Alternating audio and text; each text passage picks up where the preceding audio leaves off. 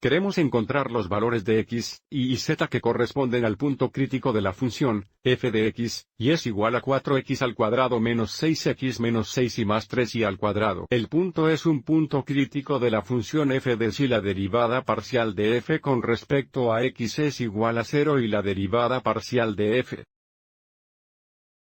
con respecto a y es igual a 0, o las derivadas parciales no existen.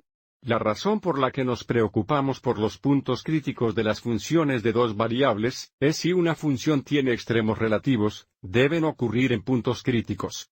Sin embargo, es importante recordar que solo porque encontremos puntos críticos, esto no garantiza tendremos un extremo relativo en esa ubicación.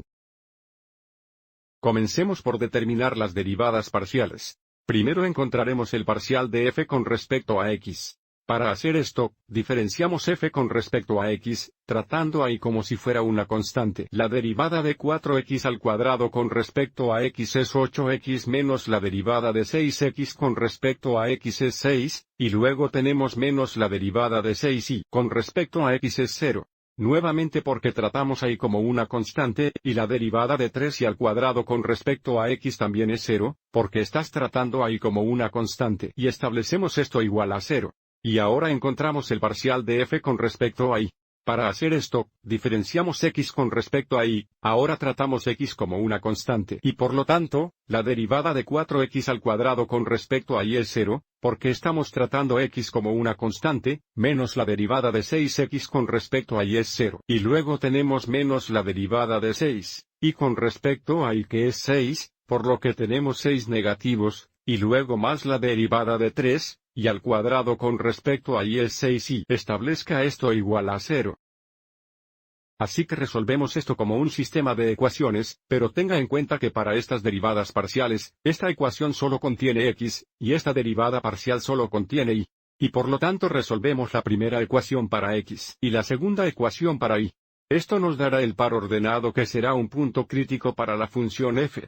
Para resolver 8x menos 6 es igual a 0 para x, agregamos 6 a ambos lados, lo que nos da 8x es igual a 6.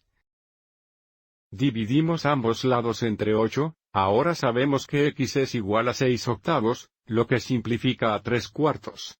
Para resolver negativo 6 más 6 y es igual a 0 para y, agregamos 6 a ambos lados, lo que nos da 6 y es igual a 6, dividimos ambos lados por 6.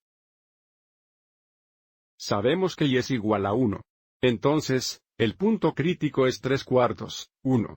Pero para esta pregunta, también están pidiendo la coordenada z. Entonces el punto estará en la superficie. Entonces sabemos que el punto que estamos buscando tiene una coordenada x de 3 cuartos, una coordenada y de 1, y para encontrar la coordenada z, necesitamos para encontrar el valor de la función, f de 3 cuartos, 1. Lo que significa que sustituimos 3 cuartos por x, y 1 por y en la función, que nos da 4 veces 3 cuartos al cuadrado, menos 6 veces 3 cuartos. Menos 6 veces 1, más 3 veces 1 cuadrado. Simplificando aquí tenemos 4 más de una vez el cuadrado de 3 cuartos. Son 9/16, menos 6 sobre 1 por 3 cuartos. Menos 6 más 3.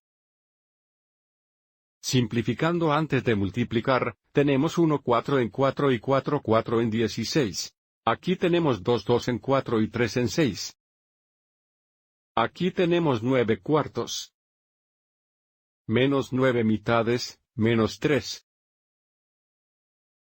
9 mitades equivalen a 18 cuartos, 9 cuartos menos 18 cuartos son 9 cuartos negativos. Negativo 9 cuartos menos 3, si queremos 3 sobre 1, obtenemos un denominador común de 4, esta diferencia es negativa 21 cuartos. Lo que nos da la coordenada z que estamos buscando. Ahora, por lo que hemos hecho hasta ahora, no sabemos si este punto crítico resulta en un extremo relativo. Si quisiéramos determinar si esto era un extremo relativo, tendríamos que realizar la segunda prueba de parciales, que no estamos haciendo para este ejemplo. Sin embargo, antes de irnos, veamos este punto en la superficie gráficamente.